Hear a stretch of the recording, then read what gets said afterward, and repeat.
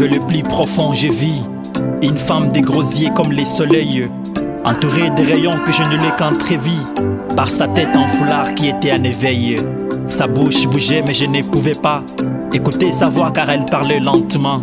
Comme elle insistant, je dis marquez les pas pour entendre ce qu'elle voulait me dire vraiment. À peine arrivée, sa voix me résonnait très fort, comme les tonnerres qui grondent sur la terre. Elle m'a pris et m'a dit tu vas partir là dehors. Poète comme ta mise, je serai ton repère. Prends ta plume et va dire à mon peuple tout ce que tu verras au cours de notre promenade. Va dire tout ce que ma langue te fera de façon souple, avec insistance car les cris de sa crise m'a rendu malade. J'ai vu les femmes se battre pour leur liberté. Est-ce qu'elles se sont libérées de gens elles-mêmes? La voix qui crie chaque jour parité, parité, se sent-elle déjà prête à affronter ses flemmes? Déjà cette femme qui ne sait plus ses forces, n'ayant qu'en tête pour rêve d'or le mariage, comment saura-t-elle faire face aux morses qu'accoder la voix dominante de tout âge? Elle ne sait plus ce que vaut sa couleur noire, cherchant à se faire accepter dans la fausseté que lui propose la peau étrangère sans savoir que c'est elle qui porte la couleur de la sainteté. Pendant que la paire de ses cires passait la colle, je me demande comment à l'époque des Pedro aurait-elle fait avec sa froideur pour que décolle la révolution contre les colons et leurs fardeaux.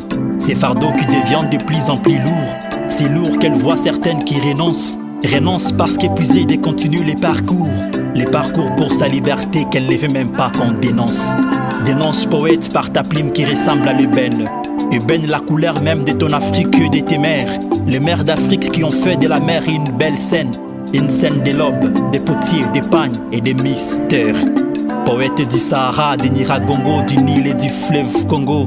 Réveille cette flamme première poétesse de nos enfants qui accompagnait nos baies avec des chants ayant nos credo. Et les soirs autour du feu, les contes anciens nous vibraient de temps en temps. Va lui dire d'apprendre à dire non comme Anouarit, de porter l'essence des guerrières comme Taït Betoul, et que cette passion qu'elle éprouve à Marmite soit de même pour affronter la peur qui l'écroule. Dis-lui que la liberté s'obtient en levant la tête. Elle est un combat des actions, pas que des mots. Personne qu'elle ne viendra avec son empreinte pour penser, soulager et éradiquer ces mots.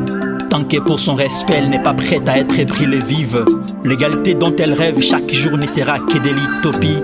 Que ce soit Zinga, Kaina et autres figures captives, sans une tête de sacrifice rien n'aurait été accompli. Va lui dire parce que le respect ne se plaint pas, on y travaille.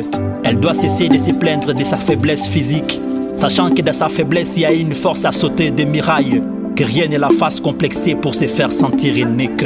Qu'elle ne cherche jamais à ressembler à l'homme, car elle doit savoir qu'on n'est jamais mieux que soi-même. Et voyons, si elle se laisse dessiner par l'homme et son crayon, qu'elle ne s'étonne pas un jour être effacée par sa gomme. Qu'elle soit créative comme quand elle se fait belle. L'indépendance économique n'est pas un bien masculin. Comme autrefois potière, qu'elle se fasse femme de perles, et qu'elle soit au moins femme rebelle que femme Ève dans le jardin. Poète à la plume de Lumumba, de Sédar Senghor et de Julius Nyerere. Il fait tard, par graver sur tous les murs tout ce que je t'ai dit. Si on te demande d'où viens-tu, réponds je ne sais plus l'itinéraire. Si te demande la source, dis-leur, c'est qui t'invite à qui m'a tout dit.